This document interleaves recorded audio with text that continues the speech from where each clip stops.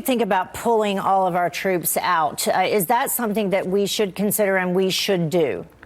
Especially not now. I mean, it would clearly be interpreted by Iran as appeasement, as running away, just as we did, after Somalia. I mentioned Somalia, but, Bill Clinton basically pulled all our forces out as soon as we got a black eye, and that empowered bin Laden to say these Americans won't stick and fight.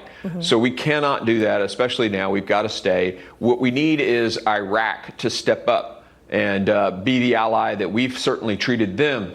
They were invaded by ISIS, and we came back and basically liberated them from ISIS.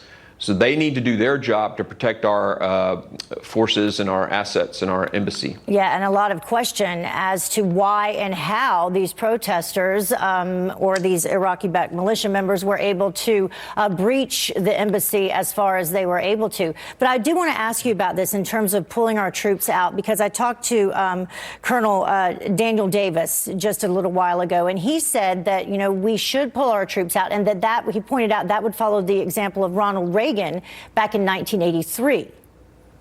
There are people who now see that as a mistake, too. After Beirut, when Ronald Reagan moved the Marines out of Lebanon, many of us feel like that probably also emboldened terrorists in the region.